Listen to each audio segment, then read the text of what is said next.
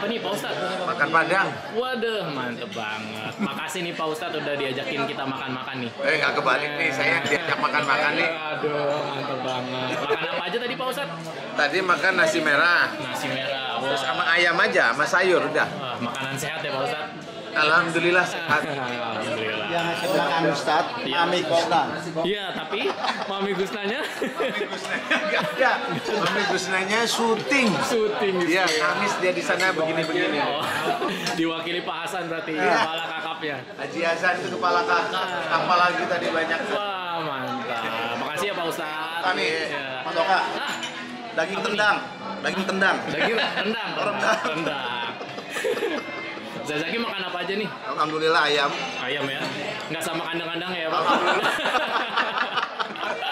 Bercanda ya Pak Ustadz?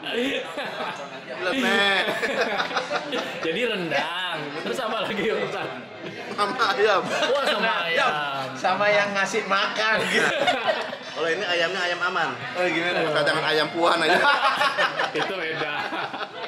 Ustadz. Masya Allah, mantap Haji. Mantap ya? Barakallah. Alhamdulillah. Makasih banyak. Siap. Sebenarnya kenapa saya jawab seperti itu? Karena memang Allah sudah menyuruh dan itu sering kita ucapkan menjadi sumpah. Kalau kita baca Quran, kemudian ada kalimat dalam surat Al-An'am 162 itu Inna sholati wa hafal ya.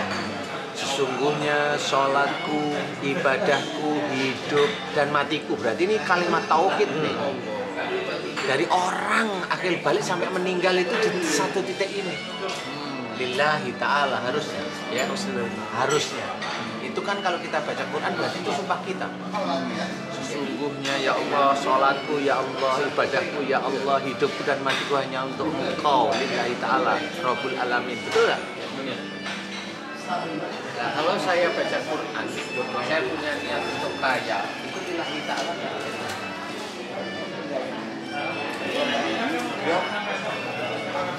Kalau saya baca Quran untuk ngusir jin dengan baca surat tertentu, niat saya karena Allah atau saya untuk ngusir jin? Itu nilai ta'ala. Hah? Kalau buat musirnya ini ya. Lah, kalau ini kan akhirnya intinya malah ngusir jin, bukan lillahi ta'ala. Oke, nah kemudian surat itu ada nggak korelasinya dengan sihir? Bacaannya itu ayat per ayat ada nggak korelasinya dengan sihir? Kan nggak ada. Gimana mau keluar? Keluar ya. Gimana mau keluar kalau nggak ada korelasi? Disitulah saya sebenarnya mau cerita. Bukan. Saya nggak baca itu karena memang saya kalau baca niat saya harus lillahi ta'ala. Jadi gimana lillahi ta'ala? Ya sudah baca Quran aja. Sehari-hari waktu kita nganggur, ada waktu nganggur, ya udah baca aja lillahi ta'ala. Bismillah, dari mulai bismillah. Ta'ala, bismillah aja. Itu sudah lillahi ta'ala. Tidak ada niat lain. Istilahnya itu kalau saya tuh sayang sama kamu deh, istri. Tapi di luar saya juga sayang sama dia, kan gitu akhirnya. Nah ini kan berarti sayangnya mendua. Betul nggak sih Ustaz? Betul ya? Sayang mendua berarti madu tuh. Mama dua.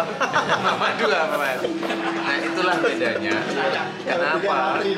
Kalau para jin itu banyak yang tahu saya karena mereka tahu beneran.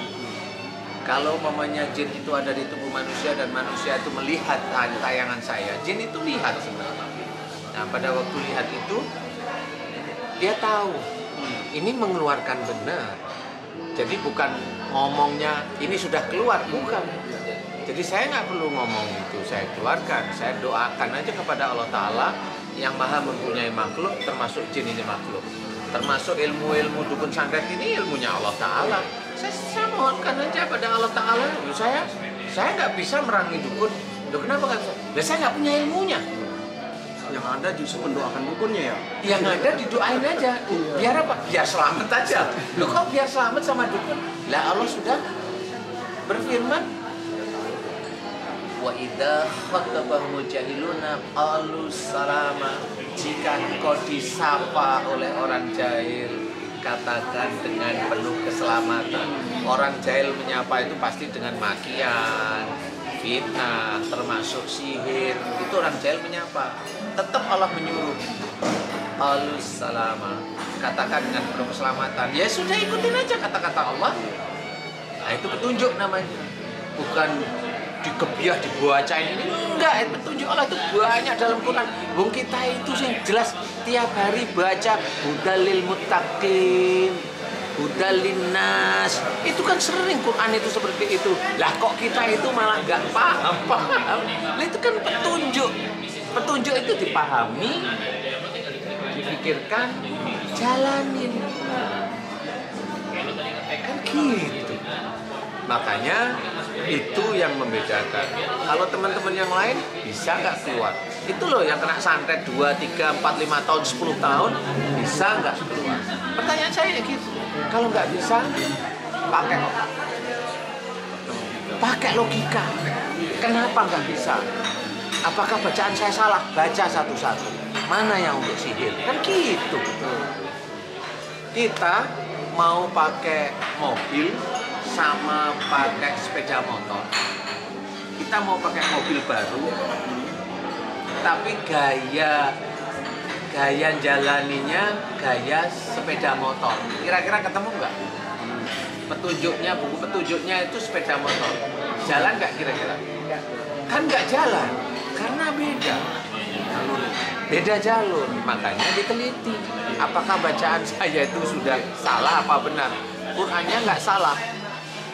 Yang baca nggak paham, yang bacanya nggak paham. Makanya kalau saya, kenapa itu Ustadz itu doanya ringan, tapi kok sembuh? Atas izin Allah, ingat, atas izin Allah.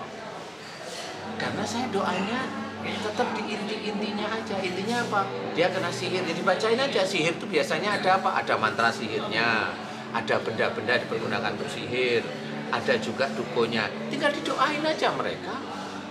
Sama seperti kita itu mau ke kantor dari tidur, mau mandi, lepas baju, lepas semuanya. Kalau Muslim doa masuk, betul ya? Lepas semuanya, mandi. Kan ada ritme, ada apa namanya, petunjuknya.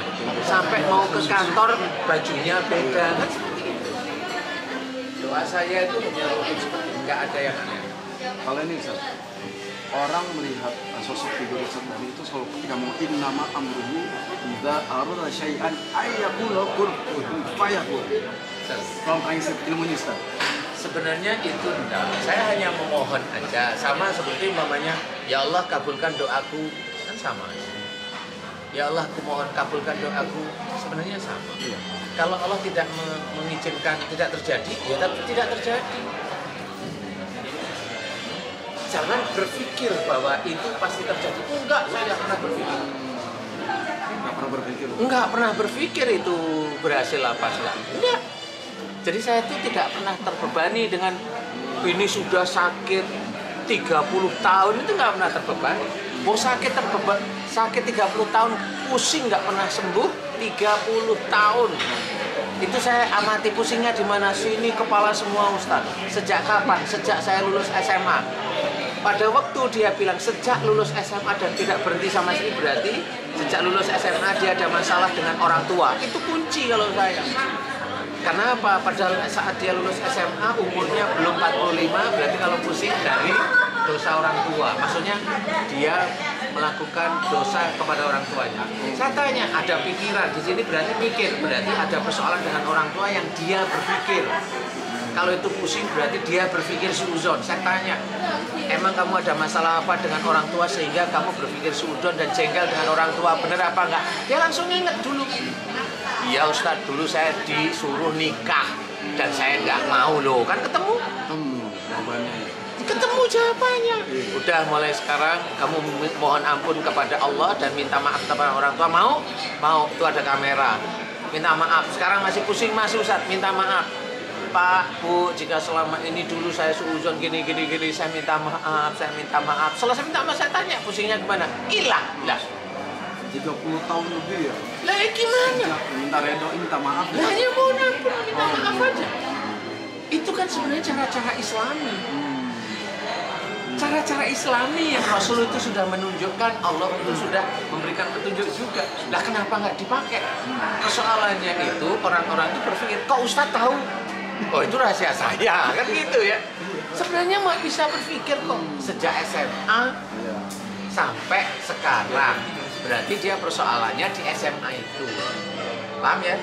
Persoalan SMA itu apa sih? Paling masalah kuliah. Kalau enggak, kalau dia cewek disuruh kawin. Hanya gitu aja. Itu menjadi terbebani ya. Ya itu dia jengkel sama orang tuanya dan jengkel dan kabur setelah itu. Mau nggak waktu itu? Nggak mau, saya kabur. Nah dari situ sakit nggak pernah saya sembuh. Nah, setelah minta maaf sembuh. Gimana coba? Itu kan semuanya Allah. Lah lewat apa? Ya, emang wasilahnya lewat saya. Lah dia ke dokter sampai bosen 30 tahun itu. Hanya sekedar konsultasi bisa menjawab ternyata. Ya itu. Karena memang kan yang dicari itu adalah jawaban yang tepat untuk orang tersebut itu taubat kepada Allah Ta'ala. Makanya kalau saya itu ceritakan, kalau kita taubat mohon ampun setiap kali kita sholat istighfar berkali-kali boleh, nggak salah, tetapi kurang pada titiknya. Boleh, nggak salah, tapi boleh dilakukan, silahkan, saya juga melakukan. Nah, orang sakit, orang ada musibah, ini fokus dan dia diberi musibah oleh Allah Ta'ala itu difokuskan oleh Allah Ta'ala itu musibah di situ, kesalahannya di situ. Kesalahannya itu di titik itu. Kesalahannya. Itu kesalahannya, makanya dia harus fokus mohon ampunnya di titik itu juga. Lah teman-teman nggak ngerti titiknya apa. Mending dibacain ini ya nggak sembuh. Titiknya itu Titik itulah yang ternyata yang menyelesaikan. Banyak gembok, tapi kuncinya beda. Beliau ada gembok, kuncinya pasti tak sama. Tapi kayaknya nggak hampir semua orang bisa melakukan hal seperti itu. Sebenarnya insya Allah bisa. Contoh begini, saya kan punya ustadz yang saya nggak sebut ya. Ketika dia pengen kayak Ustadz Danu, diajak konsultasi dulu biar terbuka nih anak. Ternyata sampai rumah tetap masih, dan itu hampir mungkin berapa bulan gitu. Namun balik asa ada apa ya? Kayak orang ngeblank gitu. Kalau ngeblank itu kan macam-macam. Iya. Yang ngeblank itu satu dari ngalamun, yang kedua dari masalah rumah, yang ketiga keinginan dia nggak terlaksana, lah kan ngeblank ini. Ini bisa masalah, cuma dilihat kamu ngeblank itu mikirin apa. Sebenarnya itu, karena itu kuncinya di otak. Cuma coba gini, Ustadz pernah dengar ada orang kesurupan nangis sejak nggak ngomong. Tadi. Ya, nangis saja nggak ngomong, nangis saja nggak ngomong. Itu dibacain surat apapun, insya Allah nggak akan bisa hilang. Kalau kalau dia kesurupannya nangis saja, ini psikis. Walaupun ada jin yang masuk, tapi ini nggak bisa keluar dia, karena ini nggak nempel, dia nyatu dengan tubuh, dia nyatu dengan pikiran dan hati. Ini psikis, bukan psikis ya. Psikis yang berlarut dengan kesedihan yang kuat, jin itu masuk.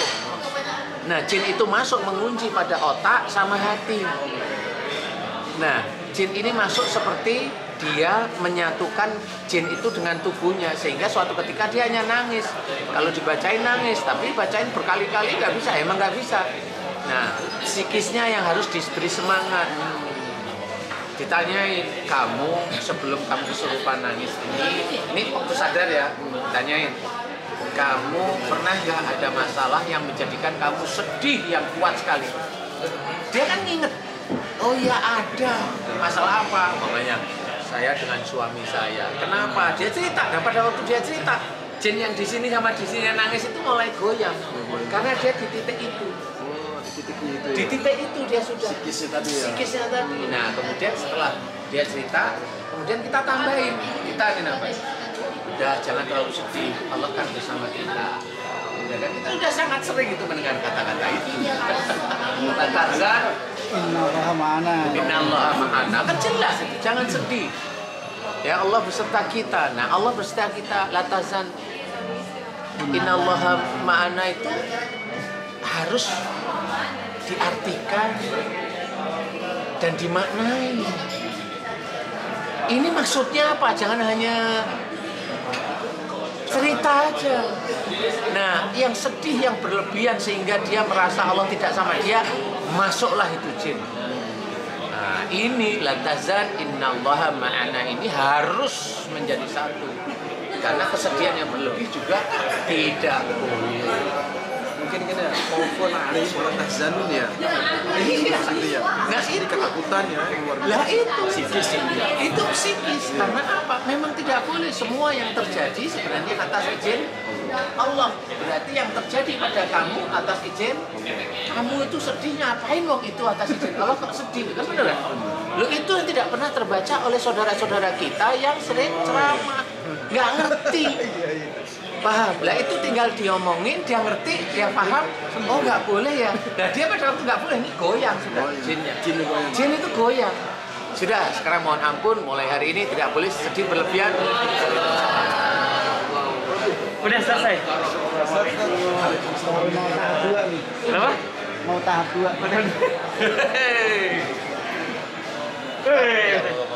Ayo Ustaz. Ayo. Ya. Ayo kita makan Ustaz. Keren loh. Kenapa? Ini Ustaz dari Siraman Kolbu ya? Cuman tahu kan kawan saya. Iya. Saudara Muhammad.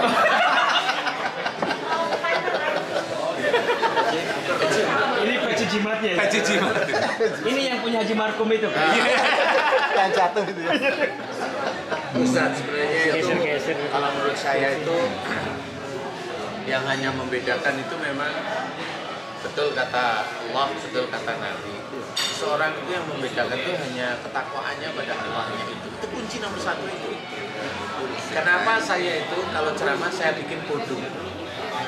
Kalau Ustaz lihat saya kayaknya enggak biasa aja deh. Iya benar. Ya kan? Benar iya. Karena memang disitulah saya harus berperan.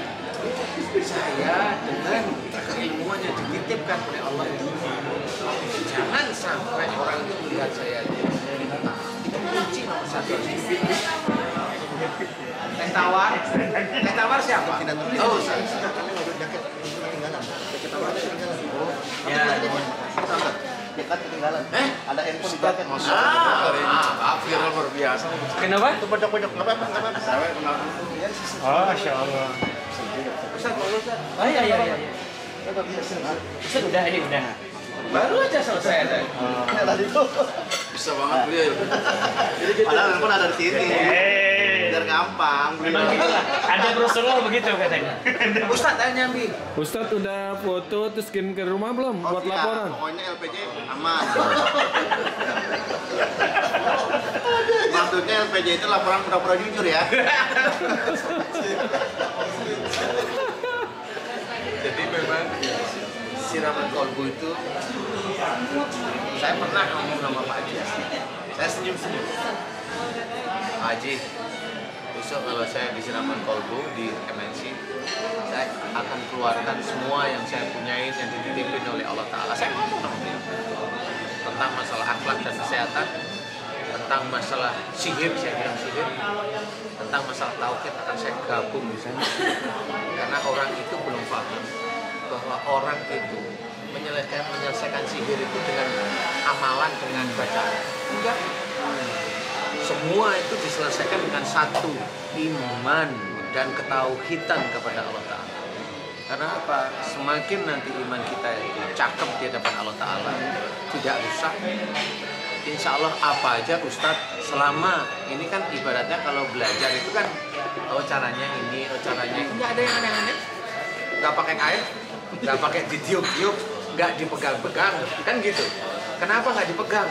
Jangan ngomongin masalah sunnah nggak dipegang, karena memang berdoa kepada Allah Ta'ala itu cukup membuka hati. Tapi saya menilai di siraman kolbu ini ada 3 ya. Yang pertama adalah iman, yang kedua akhlak, yang ketiga adalah pengobatan memang syar'i. Ya, tapi setiap orang nonton, kayak contoh pada DKI masjid kadang-kadang mereka di masjid itu suka live itu sebuah gabungan beliau kan ada TV itu di masjid At-Taqwa. Jadi kadang-kadang kalau live mereka kumpul lihat. Dan mereka menilai satu adalah akhlak.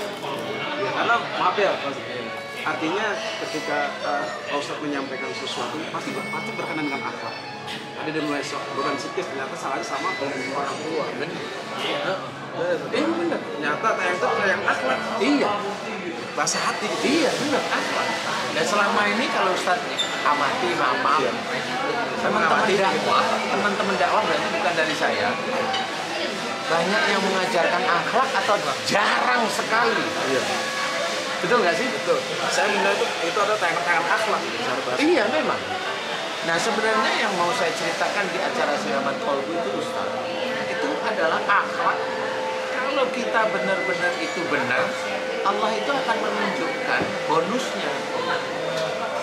Kalau kita mau benar-benar menunjukkan kepada Allah Ta'ala dengan tidak kesombongan, ya benar aja. Contoh umpamanya cara bicara santun. Kemudian kalau cara bicara sudah santun, ada cara bicara yang manfaat. Nah pada saat cara bicara yang manfaat ini, mulai nih kita digelitik dengan setan. Merasa bicara kita itu manfaat lah, itu udah iman itu udah mulai rusak di situ. Itu udah mulai. Nah kita biasanya makanya kalau namanya saya itu di TV saya kelihatan, saya perlihatkan kalau saya bodoh itu karena biar saya tuh masih ada setan. Saya nggak mau kelihatan kalau apa yang saya omongkan itu sangat manfaat bagi orang lain. Enggak, saya biasa aja. Karena itu namanya ujub, riya itu ada di sini. Dan itu harus belajar kita kikis terus-menerus setiap saat. Jadi ini itu salah satunya bagaimana itu belum misalnya, belum cara berpikir. Cara berpikir gimana? Kalau Ustadz melihat acara di Siraman Kolbu, saya menyelesaikan, saya menganalisa, kan gitu ya? Menganalisa itu jarang yang punya analisa yang seperti saya. Malah belum ada analisa kesehatan dari penyakit yang dihubungkan dengan akhlak. Di dunia ini kayaknya belum ada. Kemudian menyelesaikannya dengan akidah dan syariat, emang belum ada. Nah disitulah saya juga harus berpikir apa yang saya berikan, saya analisakan, kemudian apa yang saya terangkan pada narasumber itu gimana caranya saya tidak ujub dan riya bahkan sombong. Itu kan juga sama, kita mencoba menjaga. Itu yang bikin sulit itu di situ. Luar biasa. Ya akhlak itu yang tadi sebenarnya. Saya sekarang gini ya, kita ada beberapa DKM. Saya kan dari Pamitamami ya, ke Jakarta Selatan. Jadi ada beberapa ustadz DKM masjid itu kadang-kadang karena main namanya pensiun ya, orang tua, saya ngajar gitu Pak Ustadz.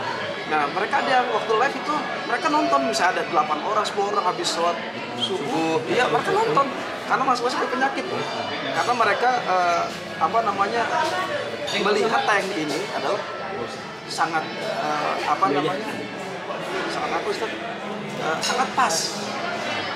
Iya, nggak pakai dukun, nggak pakai apa, cuma pakai doa biasa aja.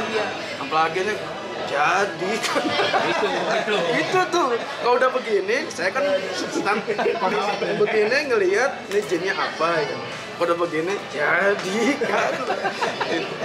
Nah artinya ini sesuatu yang memang pertama orang pensiun ya, ketika mereka habis subuh nonton ustadz di TV, iya di masjid gitu, saya kan ngelihat tuh ada apa nih nonton, ternyata nonton beliau Siraman Kolbu. Pasti udah cerita ketika saya bertanya kenapa sih yang ini mereka kayak mereka kena sihir nih, cuma melihat doa dari beliau. Nah, ikut ngaminin ya, ikut ngaminin dan ternyata nasihat dari beliau sangat tepat dengan logika yang ya. Dan ini ilmiah menurut saya. Iya, betul. Jadi Nggak ada yang aneh-aneh. iya. Seperti jadi kan kalau ini mari ke dukun buat beliau aja. Ini saya pernah bertanya, tanya oh ternyata silat ini bapak lagi ngapain di kantor ini saya lihat itu kayak kain kan ternyata nonton ini Siraman Kolbu. Ya ternyata apa sih? Wah ini saya udah kepikiran nih. Wah nanti sama. Iya. Ini kan unik ya, maksudnya orang-orang masjid di televisi tapi menonton acara Siraman Kolbu. Ya, itu artinya belum sampai juga akan sadar lah katakanlah akhirnya mereka berdoa sendiri, ada kesadaran sendiri, minta maaf, minta ampun, ada efek positif. Yang lucunya gini, ketika mereka ada kuburan tuh minta redo sama orang tuanya udah meninggal, datang baik. Ya maksudnya gitu. Enggak kan, Ya. orang tuanya udah meninggal ya. Karena nggak tahu aja. Iya. Makanya kadang-kadang kalau di Sinaman Kobuk saya gimana Ustadz saya minta maaf caranya karena orang tua saya sudah meninggal, itu Gali. digali aja. Ikutin apa yang presiden itu. Aduh, bukan mohon ampun aja. Ini pelan-pelan mentah-mentah gitu. Iya. Luar biasa sih teman jadi favorit ya. Iya, iya. Itu teman saya cerita ke Pindu juga. Teman saya itu S1 psikologi, S2 psikologi, S3 psikologi. Beliau punya pangkat cewek, punya pangkat di sebuah angkatan. Sakit, kaki udah 6 tahun, terus operasi di lutut, ya kan? Dari operasi di lutut, udah biasa tebak-tebak aja. Kamu gini ya, di rumah gini ya, ini itu. Iya kok tahu? Iya. Kayak gitu kan? Iya. Terus setelah itu udah aduh, ini. Oh iya, saya memang begitu. Sudah ke rumah sakit udah jadi 6 tahun. Akhirnya coba tangan ada keluhan nggak? Kalau kamu tangan biasa ada keluhan nih sebagai orang yang berpangkat atau bilang gitu. Iya, dari bawah sampai sini. Ya, coba deh kayak ini. Alhamdulillah. Tiba-tiba enteng san, pada keluar semua san katanya. Tapi tadi ilmiah tadi. Ilmiah. Semua orang bisa menerapkan asal ikhlas Bisa mengakurkan keluarga. Contoh misalnya saya waktu ini kejadian lucu tuh. Ini cara kita Ustaz Iya. dari Muhammad loh ya. Jadi ada salah satu pasangan suami istri. Itu yang deg-degan, no. Jadi akur, berantem cocok gini-gini. Ternyata lewat program akur, nasihat itu. Iya, benar. Akur, memang seperti itu. Akur dan Karena memang saya mencoba untuk dakwah itu tidak hanya cuma sekedar ilmu yang saya ketahui saya berikan, bukan. Tapi adalah sebenarnya Islam itu ilmu terapang, ilmu yang aplikatif. Jadi kalau memang saling memaafkan, ya sudah, yuk saling maafin, gitu. Saling maafin aja. Iya. Nah di titik itu tuh mereka ngerti, oh orang suami istri umur sekian sama-sama sakit, nggak taunya, oh ini nggak taunya sering berantem. Itu saling memaafkan, penyakitnya bisa hilang. yang tidak bergejala ya. Iya, memang dari situ. Iya. Jadi Nah, gini kan itu- Pak. Jadi gini Pak Kiai. Kalau untuk mendamaikan yang ikhwan itu mudah. Yang itu nah, ini mulai kurang mudah. Nah, yang istri, lah ini yang sangat susah. Kalau ikhwan itu gampang ya. Iya, gampang. Itu, nah istri, lah itu. Mendamaikannya itu susah. Sebenarnya banyak sih yang tes dari masyarakat tuh banyak memang mereka ingin kadang dari cing saya namanya kan cing Sarwani ya saya bilang tadi keteknya itu hampir 4 tahun ya di sini awal pas berdoa Itu punya ustad bukan? Bukan. Oh iya. Saya kira ustad kali. bukan Takutnya sampai nambah terang. Ini ada lagi orang kirim WA itu nggak tahu dari mana, di ibu. Pak Hasan, alhamdulillah Pak Hasan. Saya mengaminkan melalui YouTube tiap hari sampai 3 bulan. Saat ini saya sudah nggak di kursi roda lagi. 3 bulan berturut-turut tiap hari. Kadang-kadang di TV kalau nggak di YouTube. 3 bulan berturut-turut sudah nggak pakai kursi roda.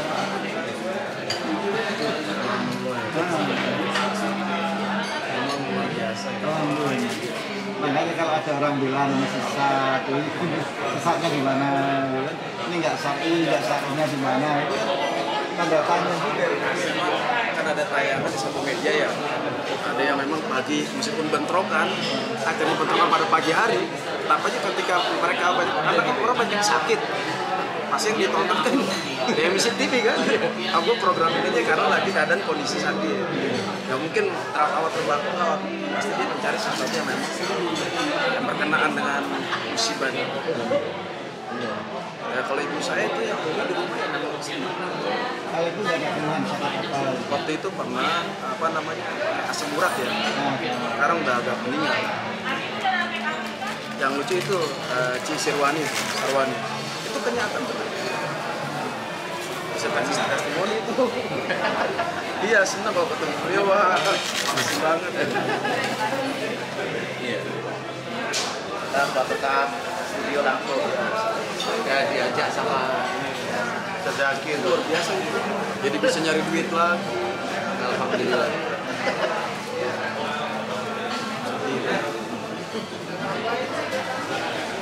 Beliau punya kelebihan dia bisa menirukan suara Gus Dur, suara Yusril, serta dari belajar beliau. Almarhum Sebagai bisa, mungkin bisa di video ini. Beliau pandai, beliau pandai. Ceramah gaya UJ gitu.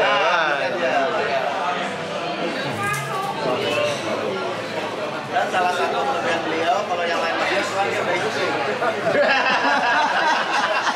Rahasia negara ini. Bisa dikulik-kulik. Oh enggak. Pak, kalau ini Partai Khawatir, ini Partai Ambiar.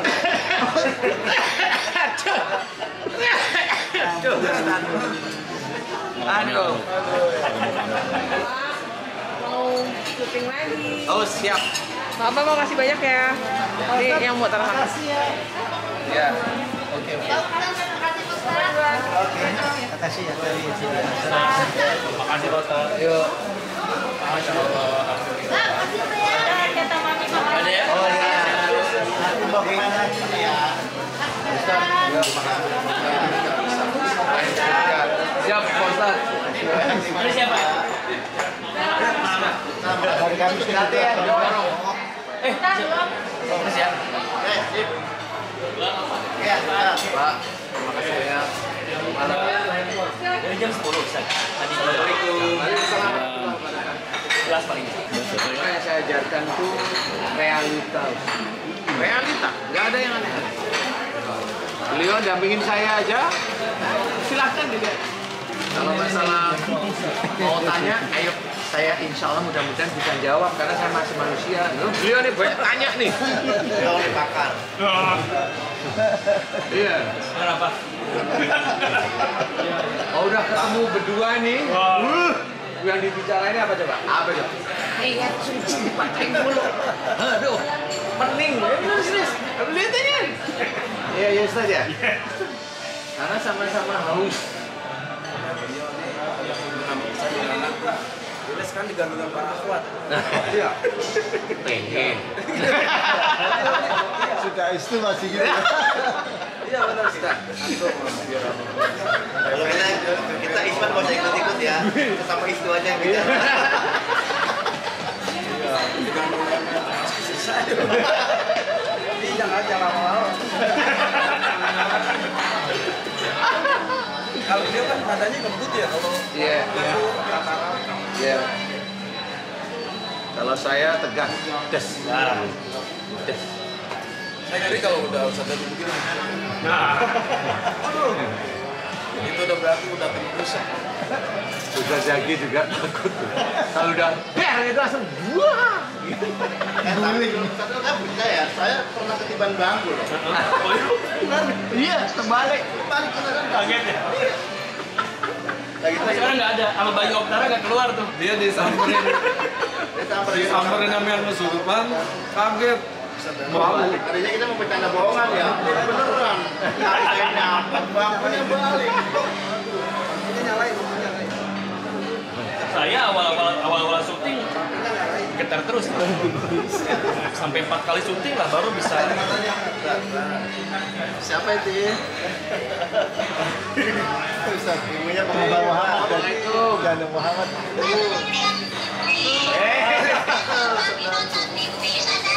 Iya. Sehat, Mi, Umi.